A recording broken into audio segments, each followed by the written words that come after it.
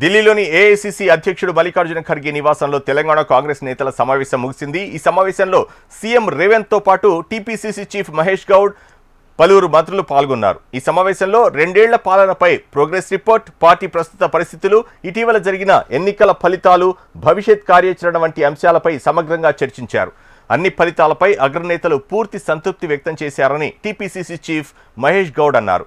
80% ప్రజలు తెలంగాణలో కాంగ్రెస్తోనే ఉన్నారని, అందుకే మున్సిపల్ ఎన్నికల ఫలితాల్లో ఘన విజయం సాధ్యమైందని ఖర్గే చెప్పారన్నారు. పార్టీ ప్రభుత్వానికి సంబంధించిన అన్ని అంశాలపై చర్చలు జరిగాయని అన్నారు. ధాన్యం సేకరణలో తెలంగాణ అగ్రస్థానంలో ఉందని ఉత్తమ్ కుమార్ రెడ్డి వివరించారు. మార్చి మొదటి వారంలో మిగిలిన నామినేటెడ్ పార్టీ పదవుల భర్తీ ఉంటుందని టీపీసీసీ చీఫ్ మహేష్ గౌడ్ అన్నారు.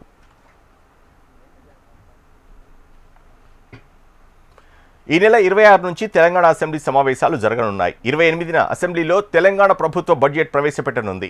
15 రోజుల పాటు సభ నిర్వహించాలని ప్రభుత్వం యోచిస్తోంది. ఆర్థిక శాఖ మంత్రి మల్లు భట్టి విక్రమార్క తెలంగాణ అసెంబ్లీలో బడ్జెట్ను ప్రవేశపెట్టనున్నారు.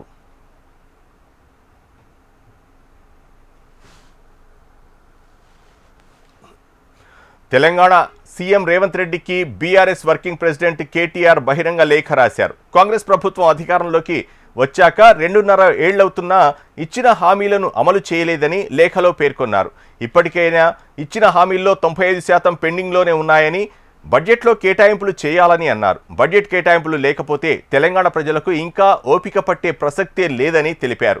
6 గ్యారంటీల పేరు చెప్పి అధికారంలోకి వచ్చి వాటిని అమలు చేయలేదని ఫైర్ అయ్యారు. ముఖ్యంగా 6 గ్యారంటీల్లో మహిళలు, వృద్ధులు, విద్యార్థి, యువత, రైతన్నల కోసం ప్రాధాన్యత ఇవ్వాలని డిమాండ్ చేశారు. హామీలకు చట్టబద్ధత తీసుకొస్తామని హామీ ఇచ్చిన ప్రభుత్వం దాన్ని నిలబెట్టుకోవాలని లేఖలో స్పష్టం చేశారు. ఈసారి కూడా హామీల అమలుకు ఫండ్స్ కేటాయించకుంటే ప్రజల తరఫున ప్రభుత్వంపై ఒత్తిడి తీసుకొస్తామని పేర్కొన్నారు.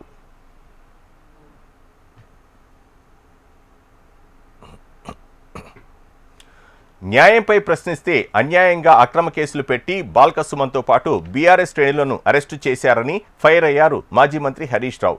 ఆదిలాబాద్ జైల్లో బాల్కా సుమన్తో ములాఖత్ అయిన హరీష్ రావు కేతన్పల్లిలో ప్రజాస్వామ్యాన్ని ఖూనీ చేశారని విమర్శించారు. ప్రజా తీర్పును అమలు చేయకుండా అపహాస్యం చేశారని మండిపడ్డారు.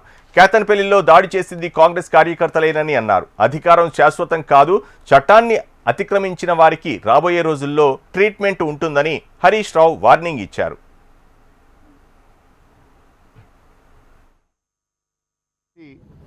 ఆదిలాబాద్ జైల్లో పెట్టడం జరిగింది. వాస్తవంగా ఇవాళ ప్రజాస్వామ్యం పట్టబగలి రాష్ట్రంలో కూనీ చేస్తూ ఉన్నారు.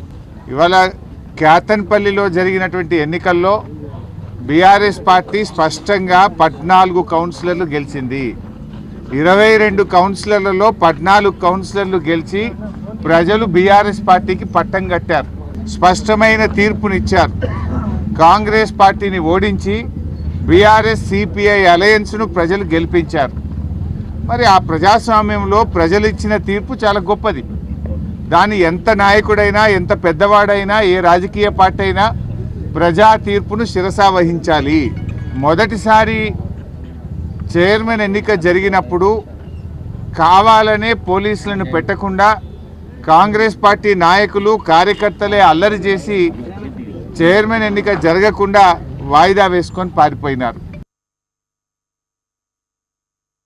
అక్రమ కేసు పెట్టి అరెస్ట్ చేసి.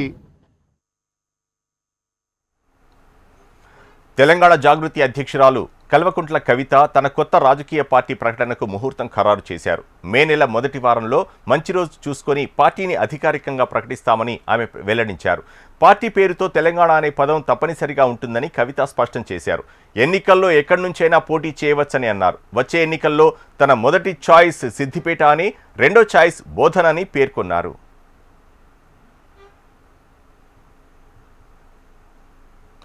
భవిష్యత్తులో తెలంగాణలో బీజేపీ ఉండదని, ప్రధాన ప్రతిపక్షంగా తామే అవుతామని ధీమా వ్యక్తం చేశారు. వచ్చే ఎన్నికల్లో అధికారంలోకి తామే వస్తామని, ప్రజల సమస్యలపై పోరాటం చేస్తామని చెప్పారు. ఎంపీటీసీ, జెడ్పీటీసీలతో పాటు జీహెచ్ఎంసీ ఎన్నికల్లో కూడా పోటీ చేస్తామని ప్రకటించారు. కాంగ్రెస్ ప్రభుత్వం బీఆర్ఎస్ దారిలోనే వెళ్తోందని, కొత్త తరహా రాజకీయం చేయడం లేదని విమర్శించారు. తన పార్టీ వ్యక్తుల మీద కాకుండా వ్యవస్థల మీద నడవాలని అన్నారు. ప్రాంతీయ పార్టీలు లీడర్ సెంట్రిక్గా ఉంటాయని, కానీ వ్యవస్థ నిర్మాణం జరగాలని, సైద్ధాంతిక పునాది ఉండాలని అన్నారు. మహిళలను అవమానించవద్దని అన్నారు కవిత.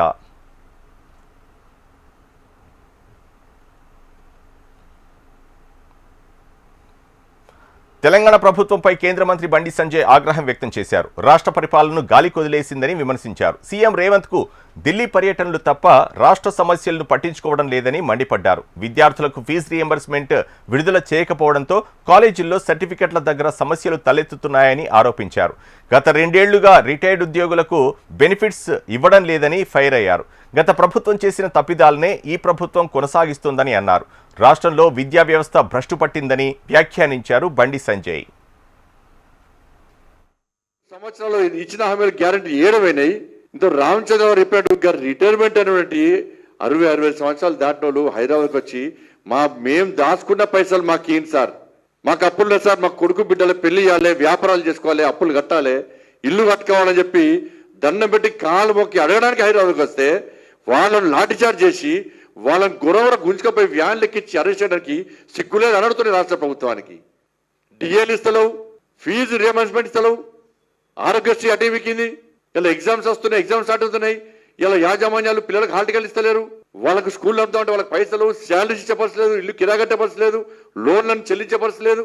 ఇన్ని సమస్యలు ఉంటే ఢిల్లీ పోయట సన్మానం చేసుకున్నాడు ఢిల్లీ పోయి.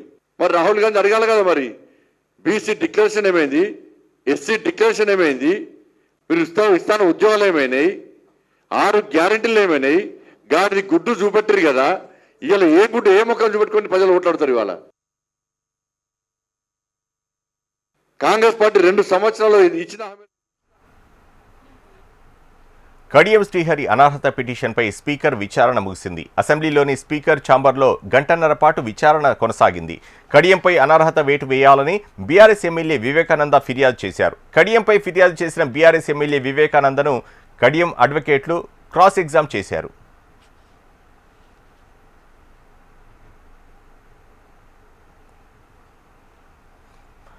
విశాఖపట్నం ఆర్కే బీచ్ వద్ద అంతర్జాతీయ సిటీ పరేడ్ అద్భుతంగా సాగింది. ఈ కార్యక్రమానికి గవర్నర్ అబ్దుల్ నజీర్ హాజరయ్యారు. ఇంటర్నేషనల్ ఫ్లీట్ రివ్యూ మిలన్ 2026 వేడుకల్లో భాగంగా భారత నావికాదళ శక్తి సామర్థ్యాలను, ప్రపంచ దేశాల సాంస్కృతిక వైభవాన్ని ఒకే వేదికపై చూపించింది.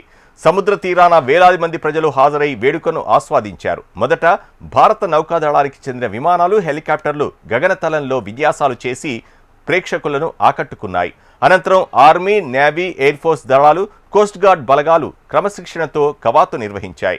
France, Russia, Vietnam, Thailand, Sri Lanka తదితర దేశాల నావికాదళ ప్రతినిధులు, వారి సెరిమోనియల్ బ్యాండ్లు పాల్గొని పరేడ్కు అంతర్జాతీయ శోభ తీసుకొచ్చాయి. ఈ పరేడ్ ద్వారా సముద్ర భద్రతలో అంతర్జాతీయ సహకారం, మిత్రదేశాలతో సంబంధాల బలోపేతం లక్ష్యంగా భారత నౌకాదళం వేడుకను నిర్వహించింది.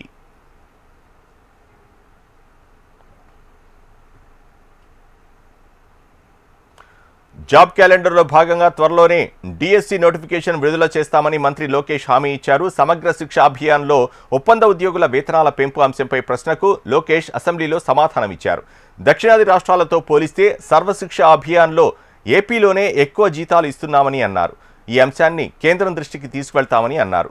ఈసారి డిఎస్సిలో కర్నూలుకు ఎక్కువ టీచర్ పోస్టులు మంజూరు చేస్తామని అన్నారు లోకేష్. మనం ఇస్తున్న జీతాలు వన్ ఆఫ్ ద హైయెస్ట్ అధ్యక్ష.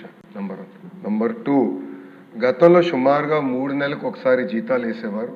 అలాంటిది ఈరోజు 1వ తారీఖు నాడు మేము జీతాలు వేస్తాం జరుగుతుంది అధ్యక్ష. ఒకసారి కానీ మీరు ఈ ప్రోగ్రామ్ చూస్తే ఇది సిఎస్ఎస్ అధ్యక్ష, సెంట్రల్లీ స్పాన్సర్డ్ స్కీమ్. అంటే 60% కేంద్ర ప్రభుత్వం ఇస్తుంది, 40% రాష్ట్ర ప్రభుత్వం ఇస్తుంది. మనం ఏం నిర్ణయం తీసుకున్నా కేంద్ర ప్రభుత్వ ఆమోదంతోనే తీసుకోవాల్సిన అవసరం ఉంది అధ్యక్ష. అందుకే నెక్స్ట్ పిఏబి మీటింగ్ అనేది జరుగుతుంది. ఆ పిఏబి మీటింగ్లో తప్పనిసరిగా మనకు పనిచేస్తున్న వాళ్ళ కోసం తప్పనిసరిగా మేము పోరాడుతాం. జీతాలు పెంచేదానికి మీ కేంద్ర ప్రభుత్వం కూడా సంప్రదింపులు చేసి మేము ఆ ప్రక్రియ ముందలు తీసుకెళ్తామని గౌరవ సభ్యులు తెలియజేస్తున్నారు అధ్యక్ష. అదేవిధంగా అధ్యక్ష, ఇప్పుడు కూడా టీచర్ స్టూడెంట్ రేషియో మన ప్రాంతం కర్నూలు పార్లమెంట్ తక్కువ ఉంది అధ్యక్ష. ఇంత పోస్టులు శాంక్షన్ చేసిన తర్వాత కూడా ఇతర పార్లమెంట్తో పోల్చితే మనం తక్కువ ఉన్నాం అధ్యక్ష. త్వరలో ఎటుకో డిఎస్సి ప్రకటించబోతున్నాం. జాబ్ క్యాలెండర్ కింద మన పార్లమెంట్కి ప్రత్యేక ఫోకస్ ఇస్తాం, మెరుగైన ఉపాధి అవకాశాలు కల్పిస్తాం. అంతేకాకుండా మీరు చెప్పినట్టు ఆ సీజనల్ హాస్టల్స్ పైన మీరు ఇంకా వివరాలు ఇవ్వండి. 100% కేటాయించి నడిపించే బాధ్యత ప్రజాప్రభుత్వం తీసుకుని గౌరవ సభ్యులు తెలియజేస్తున్నారు. కూటమి ప్రభుత్వం వచ్చాక సైబర్ క్రైమ్ నివారణకు ప్రత్యేక చర్యలు తీసుకుంటున్నామని హోంమంత్రి బంగళపూడి అనిత తెలిపారు. ప్రతి జిల్లాలో సైబర్ క్రైమ్ పోలీస్ స్టేషన్ ఏర్పాటు చేయబోతున్నామని అన్నారు. ఉద్యోగాల పేరుతో మయన్మార్, థాయిలాండ్ తీసుకువెళ్లి సైబర్ నేరాలు చేయిస్తున్నారని చెప్పారు. ఏపీ నుంచి వెళ్లిన 110 మందిని రెస్క్యూ చేశామని, డిజిటల్ అరెస్టులు, కేవైసీల పేరిట మోసం చేస్తున్నారని ఆమె అన్నారు. పలానా విదేశాల్లో ఉద్యోగాలు ఇస్తామని, ఇలాంటి ఉద్యోగాలు ఇస్తామని చెప్పి కొంతమందిని మయన్మార్, థాయిలాండ్ అలాంటి చోట్లకి తీసుకెళ్తున్నామని తీసుకెళ్ళి ఈ థాయిలాండ్కి మయన్మార్కి మధ్యలో ఒక కేకే పార్క్ అని చెప్పి ఎస్టాబ్లిష్ అయింది అధ్యక్ష. అక్కడికి తీసుకెళ్లి వీళ్ళకి ఉద్యోగాలు ఇస్తున్నామని చెప్పి సైబర్ క్రిమినల్స్గా మార్చే పరిస్థితి కూడా కనిపిస్తూ ఉంది. రీసెంట్గా మన ఆంధ్రప్రదేశ్ నుంచి దగ్గర 110 మంది వాళ్ళని కూడా మనం రెస్క్యూ చేసి మన కేంద్ర మంత్రి రామ్మోహన్ నాయుడు గారు సారథ్యంలో ఇక్కడ కూడా తీసుకురావడం జరిగింది అధ్యక్ష. చాలా మంది ఏం చేస్తుంటారంటే బిజినెస్ టిప్స్ ఇస్తామని చెప్పి దానికి కూడా డబ్బులు విపరీతంగా కట్టించుకొని తిరిగి ఇవ్వలేని పరిస్థితులు కూడా ఉన్నాయి అధ్యక్ష. ఇది మీరు అన్నట్టుగా చాలా పెద్ద సబ్జెక్టు. దీని మీద అవగాహన అనేది కంపల్సరీగా ప్రతి ఒక్కరికి కావాలి. దాని మీద గౌరవ ముఖ్యమంత్రి గారు ప్రత్యేకంగా దృష్టి పెట్టి ఈ సమస్యను అతి త్వరితగతిన పరిష్కరించాలనే ఉద్దేశంతోనే ప్రతి జిల్లాలోని కూడా సైబర్ క్రైమ్ పోలీస్ స్టేషన్స్ ఉండాలి, సైబర్ క్రైమ్ ఎస్టాబ్లిష్మెంట్ కూడా పెంచాలనే ఉద్దేశంతో 26 జిల్లాలకి సైబర్ క్రైమ్ పోలీస్ స్టేషన్స్ ఏర్పాటు చేయడానికి ఈరోజు మనకి ప్రతిపాదన కూడా ఉంది అధ్యక్ష. అది యాజ్ ఎర్లీ యాజ్ పాసిబుల్ ఇవ్వడం జరుగుతుంది అధ్యక్ష. గత ప్రభుత్వం ప్రతి శాఖలో బకాయిలు మిగిల్చి వెళ్లిందని ఆర్థిక శాఖ మంత్రి పయ్యావుల కేశవ్ అన్నారు. సుమారు 2,000 కోట్ల మేర వడ్డీలు తగ్గించేలా చర్యలు తీసుకుంటున్నామని తెలిపారు. ఈ డబ్బుతో చాలా పథకాలు సమర్థంగా అమలు చేయవచ్చని అన్నారు. గత ప్రభుత్వంతో పోల్చుకుంటే మైనింగ్ శాఖలో 33%, ఎక్సైజ్ శాఖలో 24% ఆదాయం పెరిగిందని వివరించారు. గతంలో ఆ ఆదాయం తాడేపల్లి ప్యాలెస్కు వెళ్లిందని ఆయన ఆరోపించారు. ఈరోజు అన్నింటినీ గాడిలో పెట్టాం అధ్యక్ష. సెంట్రల్లీ స్పాన్సర్డ్ స్కీమ్స్ దాదాపు 85 స్కీమ్లని 18,700 కోట్లను పెట్టి రివైవ్ చేశాం అధ్యక్ష. అధిక వడ్డీలతో తెచ్చుకున్నటువంటి లోన్స్ని ఇప్పటికి రీషెడ్యూల్ చేశాం. దాదాపు ఒక 300 నుంచి 500 వరకు సేవింగ్ వస్తుందని నమ్ముతున్నాం అధ్యక్ష. ఇంకా 1,20,000 కోట్ల రూపాయల అప్పులున్నాయి అధ్యక్ష.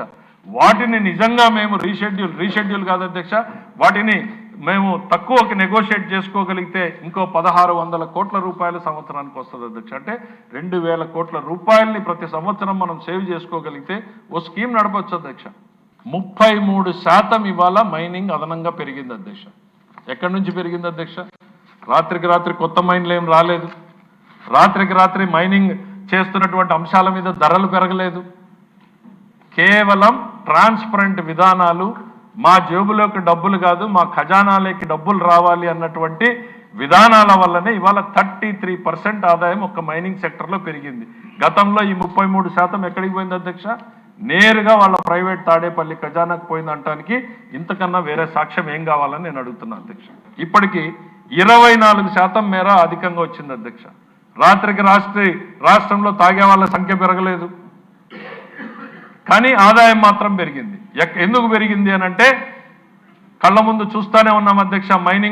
మైనింగ్లో జరిగిన దానికన్నా 10 రెట్లు ఎక్కువ జరిగింది ఎక్సైజ్లో అనేటువంటిది. ఏ రకమైనటువంటి అవినీతి జరిగింది? 24% రాష్ట్ర ఖజానాకు పెరిగింది అధ్యక్ష. ఈరోజు అన్నింటినీ తాడేపల్లిలో 3 ఏళ్ల చిన్నారిపై జరిగిన అమానుష ఘటనపై వైసీపీ ఎంపీ మిథున్ రెడ్డి స్పందించారు. మద్యం మత్తే ఘటనకు కారణమని ఆయన ఆరోపించారు. రాష్ట్రంలో విచ్చలవిడిగా దొరుకుతున్న గంజాయిని అరికట్టడంలో ప్రభుత్వం ఎందుకు విఫలమవుతోందని ఆయన ప్రశ్నించారు. గంజాయి విక్రయాల వెనుక అధికార పార్టీ హస్తం ఉందనే ఆరోపణలను ప్రభుత్వం నిర్లక్ష్యం చేస్తోందని మండిపడ్డారు. ఈ ఘటనపై నిరసన తెలిపిన అన్ని పార్టీల నేతలపై అక్రమ కేసులు పెట్టడం ప్రజాస్వామ్య విరుద్ధమని మండిపడ్డారు. బాధిత కుటుంబానికి ప్రభుత్వం తక్షణమే 25 లక్షల ఆర్థిక సాయం ప్రకటించాలని ఎంపీ మిథున్ రెడ్డి డిమాండ్ చేశారు. ఒక అన్యం పుణ్యం తెలియని 7 ఏళ్ల చిన్న అమ్మాయి పైన రేప్ చేసి అతి దారుణంగా చంపేయబడింది. ఇది చాలా ఘోరమైన విషయం. పోలీసులు కానీ అధికార పార్టీ నాయకులు కానీ గంజాయి మత్తులో మద్యం సేవించి చేశారని చెప్పి చెప్తాం. మరి ఈ గంజాయి విక్రయాలను అరికట్టకుండా మీరు ఏం చేశారు? ఈరోజు ఈ విచ్చలవిడి మద్యం అమ్ముతా ఉంటే మీరు ఏం చేశారని చెప్పి కూడా నేను ఈరోజు ప్రభుత్వాన్ని నిందిస్తూ ఉన్నాను. ఈరోజు రాష్ట్ర వ్యాప్తంగా అన్నమయ్య జిల్లానే కాదు రాష్ట్ర వ్యాప్తంగా ఈరోజు డ్రగ్స్ అనేది పెద్ద సమస్య. ఈరోజు డ్రగ్స్ వలన ఎన్నో రకాల ఇన్సిడెంట్లు జరుగుతూ ఉన్నాయి. కఠినమైన చర్యలు తీసుకోవాలని చెప్పి కూడా మేము కోరుతూ ఉన్నాము. ఘోరమైన ఇన్సిడెంట్ జరిగినప్పుడు పబ్లిక్ అందరూ కూడా పార్టీలకు అతీతంగా ఇటు వైఎస్ఆర్ కాంగ్రెస్ పార్టీ కానీ, బీఎస్పీ కానీ, కమ్యూనిస్ట్ కానీ చాలామంది అధికార పార్టీ వాళ్ళు కూడా ప్రొటెస్ట్ చేయడం జరిగింది. ప్రొటెస్ట్ అనేది ఒక డెమోక్రటిక్ ప్రాసెస్లో భాగం. వాళ్ళ నిరసన తెలియజేసేది ప్రతి ఒక్కరి హక్కు. అది అన్యాయం జరిగినప్పుడు ఖచ్చితంగా ప్రజలు ప్రశ్నిస్తారు. దానిపైన కేసులు పెట్టడం దారుణం అని చెప్పి కూడా నేను పోలీస్ డిపార్ట్మెంట్ తెలియజేస్తా ఉన్నాను. ఈ కేసులన్నీ కూడా ఈ రాజకీయాలకు సంబంధం లేదు, ఇవన్నీ కూడా ఉపసంహరించాలని చెప్పి కూడా నేను కోరుతా ఉన్నాను. ఈ కుటుంబం శ్రీ సత్యసాయి జిల్లా హిందూపురం నియోజకవర్గంలో ఎమ్మెల్యే బాలకృష్ణ పర్యటించారు. లేపాక్షి మండలం పులమతి చెరువు దగ్గర హంద్రీనీవా జలాలకు జలహారతి ఇచ్చారు. ఎమ్మెల్యే హిందూపురంలోని పట్టుపుల్ల మార్కెట్లో 8 కోట్ల వ్యయంతో నిర్మించనున్న నూతన భవనానికి భూమి పూజ చేశారు బాలకృష్ణ. మూడోసారి అత్యధిక మెజార్టీతో గెలిపించిన హిందూపురం ప్రజలకు కృతజ్ఞత తెలిపారు. హిందూపురం నియోజకవర్గం అభివృద్ధి బాటలో పయనిస్తోందని అన్నారు ఎమ్మెల్యే బాలకృష్ణ.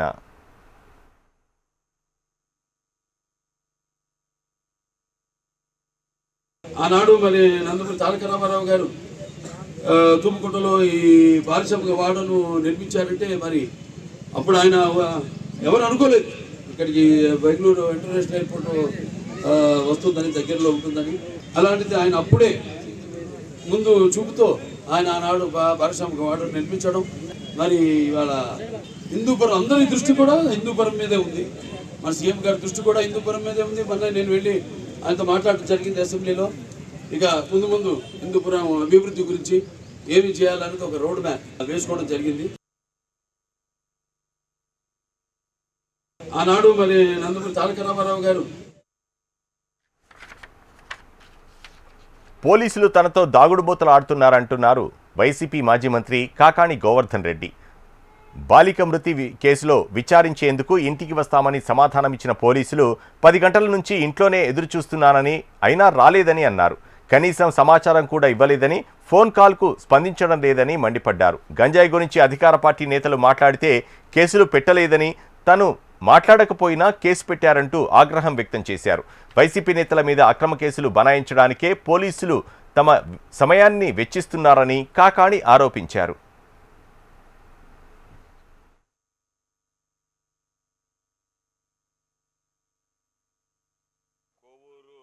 గుమ్మళ్ళ దెబ్బకి సంబంధించి మైనర్ బాలిక మీద అఘాయిత్యానికి పాల్పడి ఆ బిడ్డ మరణించినటువంటి సందర్భంలో గుమ్మళ్ళ దెబ్బకి వెళ్ళి ఆ కుటుంబ సభ్యుల్ని పరామర్శించి రావడం జరిగింది. అయితే కేవలం నేను వెళ్ళి పరామర్శించాను కాబట్టి, ఈ ప్రభుత్వాన్ని విమర్శించాను కాబట్టి, ఈ ప్రభుత్వం ఈ బాలిక మరణానికి నైతిక బాధ్యత వహించాల్సినటువంటి అవసరం ఉంది అని చెప్పి నిలదీశాం కాబట్టి మా మీద వెంటనే ఒక ఎఫ్ఐఆర్ నమోదు చేయడం జరిగింది. ఆ ఎఫ్ఐఆర్ కూడా సహజ న్యాయ సూత్రాలకు భిన్నంగా ఎవరో అక్కడ ఉన్నటువంటి తెలుగుదేశం పార్టీకి సంబంధించినటువంటి మండల కన్వీనర్ మల్లికార్జున రెడ్డి అనేటువంటి వ్యక్తి ఇస్తే దాని మీద నా మీద ఎఫ్ఐఆర్ నమోదు చేయడం జరిగింది. దానికి సంబంధించి ఎఫ్ఐఆర్ నమోదైంది. 14వ తేదీ 11 గంటలకి విచారణకు రావాలని చెప్పిన కూడా కోరడం జరిగింది. 14వ తేదీ నేను విచారణకు సిద్ధపడి వెళ్ళేటప్పుడే పోలీసులు వచ్చి ఈరోజు మాకు కొద్దిగా ఇబ్బందులు ఉన్నాయి, బందోబస్తు మీద కోటప్పకొండకే అట్టా బయట వెళ్ళారు. ఢిల్లీలో జరుగుతున్న ఇండియా ఏఏ ఇంపాక్ట్ సదస్సు 2026లో ప్రధాని మోదీతో పాటు ప్రపంచ స్థాయి టెక్ లీడర్లు ఒకే వేదికపై కనిపించి సందడి చేశారు. ఈ సందర్భంగా ప్రపంచ ఆర్టిఫిషియల్ ఇంటెలిజెన్స్ విప్లవానికి ఢిల్లీలోని భారత్ మండపం వేదికైంది. ఫిబ్రవరి 16వ తేదీన ప్రారంభమైన ఈ ఏఐ సమ్మిట్ 6 రోజుల పాటు సాగనుంది. ప్రధానితో కలిసి French president Emmanuel Macron, Google CEO Sundar Pichai, open AI వ్యవస్థాపకులు సామ్ ఆల్ట్మాన్తో పాటు 500 మందికి పైగా గ్లోబల్ ఏఐ దిగ్గజాలు హాజరయ్యారు. ప్రపంచంపై ఏఐ ప్రభావం, ఏఐలో పెట్టుబడుల వంటి అంశంపై చర్చించారు. ఈ క్రమంలోనే భారత్లో పెట్టుబడులపై పలు కంపెనీలు ప్రకటనలు చేశాయి.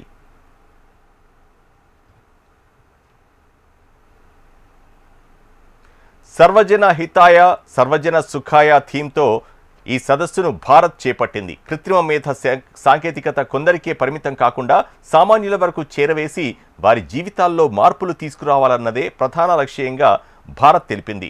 ప్రపంచంలో అత్యధిక జనాభా గల దేశం భారత్. ఏఐ పరివర్తనలో భారత్ ముందంజలో ఉందని ప్రధాని తెలిపారు. డిజిటల్ పబ్లిక్ ఇన్ఫ్రాస్ట్రక్చర్ ద్వారా విద్య, వైద్యం, వ్యవసాయం వంటి రంగాల్లో విప్లవాత్మక మార్పులు రాబోతున్నాయని అన్నారు.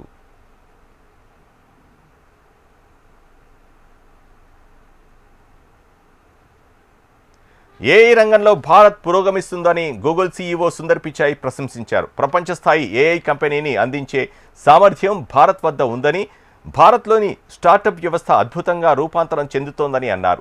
ఇప్పటికే భారత్లో గూగుల్ $15 బిలియన్ ఏఐ మౌలిక వసతుల పెట్టుబడులు పెట్టిందని, ఇందులో భాగంగా సబ్సీ కేబుల్స్ నిర్మిస్తోందని తెలిపారు. విశాఖపట్నంలో డేటా సెంటర్ ఏర్పాటు చేస్తోందని సుందర్ పిచాయ్ పేర్కొన్నారు.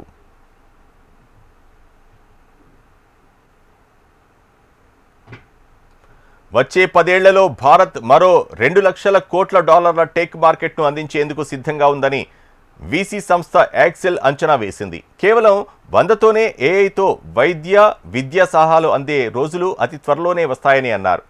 ఈ దశాబ్దం చివరి నాటికి గ్లోబల్ సౌత్ దేశాల్లో ఏఐ విస్తరణ కోసం ఏకంగా 4.5 లక్షల కోట్ల పెట్టుబడి పెడతామని మైక్రోసాఫ్ట్ ప్రకటించింది. ఇందులో భాగంగా వచ్చే 2030 నాటికి భారత్లో 2 కోట్ల మందికి ఏఐ నైపుణ్యాల్లో శిక్షణ ఇస్తామన్నారు. శిక్షణ పూర్తి చేసుకున్న వారికి తమ సంస్థల్లో ఉద్యోగావకాశాలు కల్పిస్తామని అన్నారు.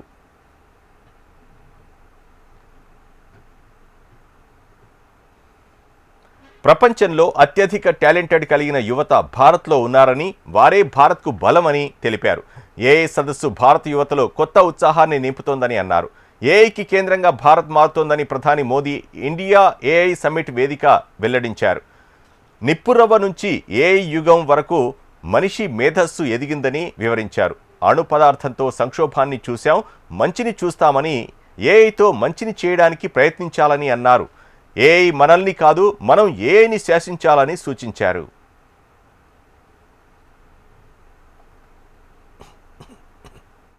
दुनिया की सबसे बड़ी और ऐतिहासिक एआई इम्पैक्ट समिट में आप सभी का हार्दिक अभिनंदन है। ये समिट जिस भारत में हो रही है वो भारत 1/6 ऑफ ह्यूमैनिटी को रिप्रेजेंट करता है। भारत दुनिया की सबसे बड़ी युवा आबादी का देश है, सबसे बड़े टेक टैलेंट पूल का केंद्र है, सबसे बड़े टेक एनेबल्ड इकोसिस्टम का उदाहरण है। भारत नई टेक्नोलॉजी बनाता भी है और उसे अभूतपूर्व तेजी से अपनाता भी है। इस समिट का भारत में होना भारत के साथ ही ఉచిత పథకాలపై సుప్రీంకోర్టు కీలక వ్యాఖ్యలు చేసింది. ఉచితాల పేరుతో వృథా ఖర్చుల వల్ల ఆర్థికాభివృద్ధికి ఆటంకం కలుగుతోందని అన్నారు. అర్హులకు మాత్రమే ఉచిత పథకాలు అందించాలి, కానీ భూస్వాములు కూడా ఉచిత విద్యుత్ పొందుతున్నారని అసహనం వ్యక్తం చేసింది. నష్టాల్లో ఉన్న రాష్ట్రాలు ఉచితాలు కొనసాగించడం వల్ల రెవెన్యూ లోటు కారణంగా అభివృద్ధికి నిధులు సరిపోవడం లేదని తెలిపింది. రాష్ట్రాల ఆదాయం, జీతాలు ఉచితాలకే సరిపోతుందని వ్యాఖ్యానించింది. కేంద్రంతో పాటు ప్రతివాదులకు సుప్రీంకోర్టు నోటీసులు ఇచ్చింది. 4 వారాల్లో సమాధానం చెప్పాలని ధర్మాసనం ఆదేశించింది. ఛత్తీస్గఢ్ సరిహద్దుల్లోని కర్రెగుట్ట అటవీ ప్రాంతంలో భారీ ఎన్కౌంటర్ జరిగింది. ఈ ఎన్కౌంటర్లో 5 మావోయిస్టులు ప్రాణాలు కోల్పోయారు. మృతుల్లో అగ్రనేతలు ఉన్నట్లు సమాచారం. కర్రెగుట్టలో ఆపరేషన్ 2లో భాగంగా 5,000 మంది సిఆర్పిఎఫ్ బలగాలతో కూంబింగ్ చేపట్టారు. మావోయిస్టు అగ్రనేతలే టార్గెట్గా ఆపరేషన్ 2 కగార్ సాగుతోంది. మావోయిస్టు అగ్రనేతలు దేవ్జీ, సోది కోసం కూంబింగ్ చేపట్టగా, మరోవైపు లొంగుబాటుకు అగ్రనేతలు సిద్ధమవుతున్నారు. ఇంకా 40 రోజులే ఆపరేషన్ కగార్ డెడ్ లైన్ మిగిలి ఉంది. దీంతో కేంద్ర హోంశాఖ మావోయిస్టుల కార్యకలాపాలపై మరింత దృష్టి సారిస్తోంది.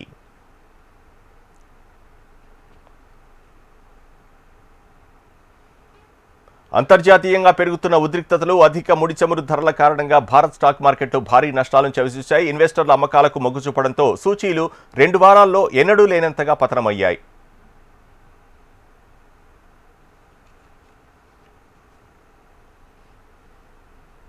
ఇవి బులెటిన్ అప్డేట్స్. చూస్తూనే ఉండండి HM TV.